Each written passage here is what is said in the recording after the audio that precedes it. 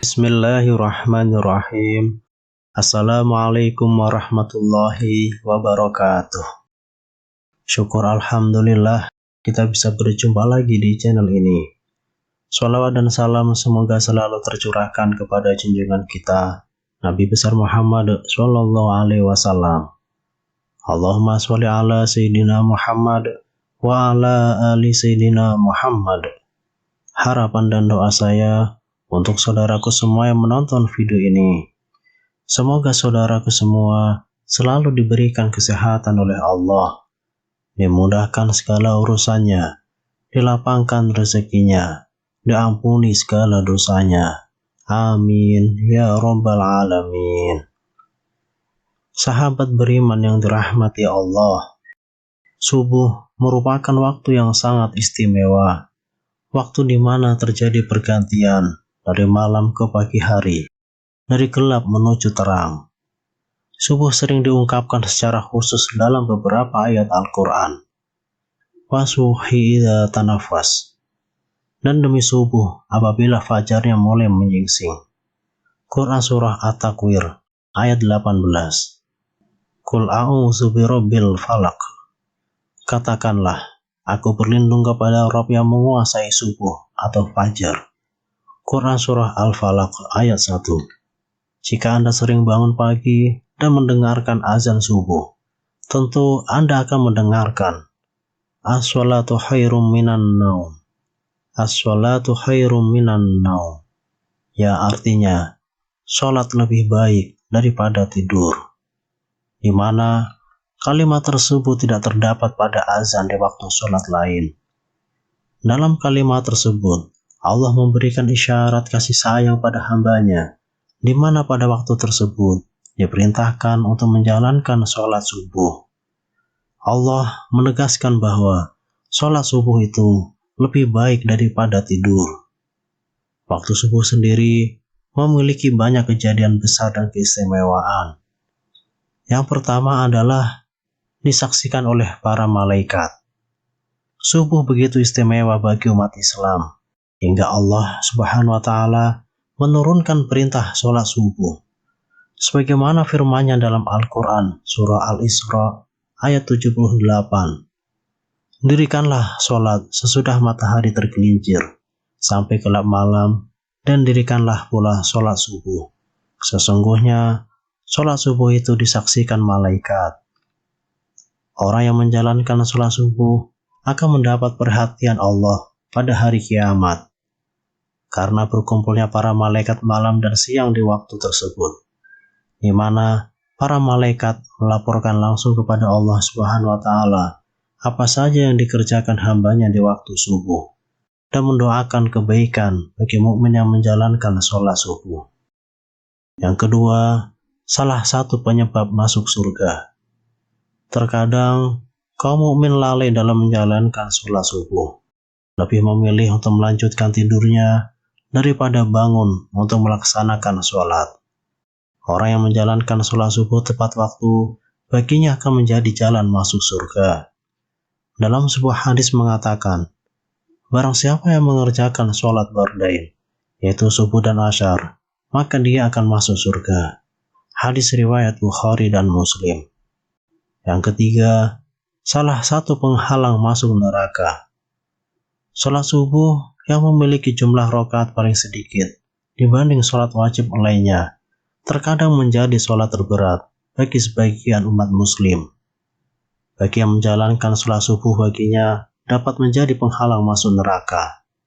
Seperti yang disampaikan dalam hadis berikut, sekali-kali tidak akan masuk neraka orang yang mengerjakan sholat sebelum matahari terbit di ufuk timur. Hadis riwayat Muslim dan Abu Dawud. Yang keempat, berada dalam jaminan Allah.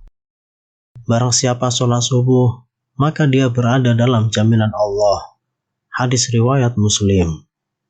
Orang yang menjalankan sholat subuh mendapat jaminan keselamatan dari Allah. Allah akan memberikan perlindungan sepanjang hari tersebut, membuat hari menjadi lebih bersemangat dan terhindar dari rasa malas. Yang kelima, pahala seperti sholat satu malam.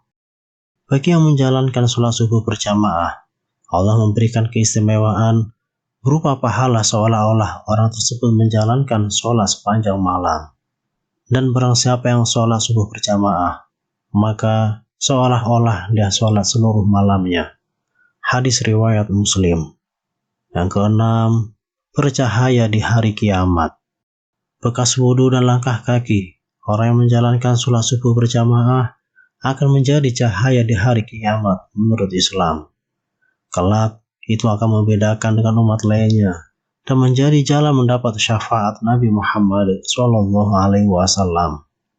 Seperti sabda Rasulullah SAW, berikanlah kabar gembira kepada orang yang banyak berjalan dalam kegelapan, yaitu Isya dan subuh, menuju masjid dengan cahaya yang sangat terang pada hari kiamat kelak. Hadis riwayat Ibnu Majah dan Tirmizi. Yang ketujuh, lebih baik dari dunia dan isinya. Sholat subuh dianggap sebagai amalan yang kebaikannya melebihi dunia beserta isinya. 2 rakaat sholat subuh itu lebih baik dari dunia beserta isinya. Hadis riwayat Muslim dan Ahmad. Yang kedelapan, melepaskan 3 ikatan syaitan. Syaitan senantiasa menjerumuskan manusia untuk menjauhi perintah Allah. Sholat subuh dapat melepaskan diri dari tipu daya syaitan. Syaitan membuat 3 ikatan di tengkuk salah seorang dari kalian ketika tidur di setiap ikatan. Syaitan akan mengatakan, malam masih panjang, tidurlah. Jika dia bangun dan berzikir kepada Allah, lepaslah 1 ikatan. Jika dia berwudu, lepas lagi 1 ikatan. Jika dia kemudian mengerjakan sholat, lepaslah ikatan yang terakhir. Yang kesembilan, terhindar dari kencing syaitan. Syaitan senantiasa punya cara untuk menyesatkan manusia. Mereka tidak pernah lelah menggoda manusia dari segala penjuru. Mereka melakukan tindakan agar manusia menghindari perbuatan-perbuatan yang baik. Dalam sebuah hadis riwayat Al-Bukhari dan Muslim, Ibnu Mas'ud radhiyallahu anhu mengatakan bahwa salah satu tindakan syaitan yang menyesatkan ialah mengencingi manusia, orang-orang yang bangun kesiangan hingga lalai dalam menjalankan sholat subuh. Disebutkan kepada Nabi Muhammad SAW, ada seorang laki-laki yang tidur semalaman hingga waktu pagi dan kehilangan waktu subuh. Maka Rasulullah SAW bersabda, laki-laki itu telah dikencingi setan pada telinganya. Agar terhindar dari hal tersebut, manusia sudah selayaknya bangun di awal waktu subuh dan menjalankan sholat subuh tepat waktu. Yang ke-10, waktu terkabulnya doa. Pada waktu subuh, malaikat siang dan malam berkumpul. Barang siapa yang menjalankan sholat subuh dan memohon doa, akan didoakan oleh seluruh malaikat dan disampaikan langsung kepada Allah Subhanahu wa Ta'ala. Manfaat doa dalam Islam pada kondisi seperti ini memang mustajab. Pada waktu itu adalah tersebarnya rahmat, banyak permintaan yang diberi dan dikabulkan dan juga nikmat semakin sempurna kala itu. Hadis riwayat Muslim. Yang ke-11, waktu pembagian rezeki. Pada waktu subuh, malaikat membagi rezeki kepada semua umat manusia. Dianjurkan untuk berdoa atau membaca Al-Quran setelah sholat subuh. Barang siapa yang sholat subuh dan memohon rezeki, maka Allah akan memberikan keberkahan yang lebih padanya. Rasulullah SAW bersabda, seusai sholat subuh, janganlah kamu tidur, sehingga melalaikan kamu untuk mencari rezeki. Hadis riwayat Tabrani. Doa pembuka rezeki dari segala penjuru memang sangat tepat jika Anda panjatkan di waktu datangnya sholat subuh, karena waktu tersebut merupakan awal dari aktivitas. Yang ke-12, waktu yang baik untuk berzikir. Zikir adalah tanda seorang mukmin mengingat dan memuji Allah. Orang yang mengetahui keutamaan berzikir di waktu subuh akan mendapat ketenangan hati dan merupakan waktu yang dianjurkan oleh Allah. Allah SWT berfirman, "Maka bertasbihlah kepada Allah di waktu kamu berada di petang hari dan waktu berada di waktu subuh." Quran Surah Ar-Rum ayat 17. Yang ke-13, mendapat keselamatan. Rasulullah SAW pernah bersabda, "Sesungguhnya Allah jika menurunkan bala dari langit kepada penduduk bumi, maka Allah akan menghindarkannya dari pemakmur masjid." Hadis riwayat Ashari. Arti dari hadis tersebut ialah orang yang menjalankan sholat subuh berjamaah akan terhindar dari mara bahaya. Contoh yang pernah terjadi ialah ketika terjadi tsunami beberapa tahun silam di Aceh. Jamaah yang sedang sholat subuh di masjid itu terhindar. Padahal jika kita memakai logika, pada saat itu daerah sekitar seutuhnya tersapu oleh tsunami. Yang ke-14, diampuni dosa-dosanya. Allah menjanjikan pengampunan bagi orang-orang yang senantiasa menjalankan sholat subuh dan memohon ampunan atas dosa-dosa pada waktu tersebut. Setelah sholat subuh, dianjurkan untuk membaca kalimat Subhanallah wa bihamdihi Subhanallahil azim. Rasulullah SAW bersabda, "Barang siapa mengucapkan Subhanallah wa bihamdihi Subhanallahil azim 100 kali dalam sehari, ia akan diampuni segala dosa-dosanya, sekalipun dosanya itu sebanyak buih di lautan." Hadis riwayat Muslim dan Tirmizi. Yang ke-15, terhindar dari munafik. Dalam hadis riwayat Imam Malik mengatakan, batas antara kita dengan orang-orang munafik adalah yang menghadiri sholat isya dan sholat subuh. Hal itu dikarenakan orang munafik tidak akan sanggup untuk menghadiri kedua sholat tersebut. Hadis riwayat Imam Malik. Hadis tersebut menjelaskan bagi yang menjalankan sholat subuh dapat terhindar dari ciri-ciri orang munafik. Yang ke-16, dapat melihat Allah. Manusia dapat melihat Allah saat berada di surga nanti. Allah Zat yang Maha Agung akan menampakkan dirinya di hadapan hamba-hambanya yang dikehendaki, termasuk di hadapan hamba-hambanya yang selalu menjaga sholat subuhnya.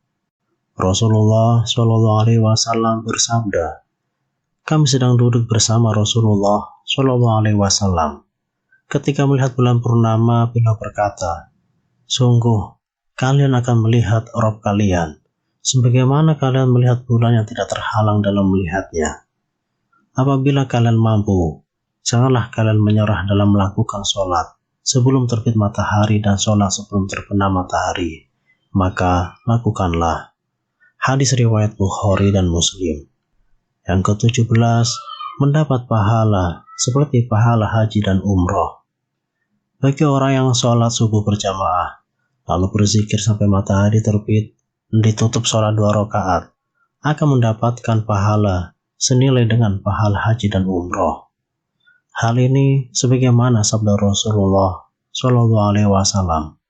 Siapa yang sholat subuh dengan berjamaah, lalu duduk berzikir kepada Allah sehingga matahari terbit, kemudian sholat 2 rakaat, maka ia mendapatkan pahala haji dan umroh sempurna.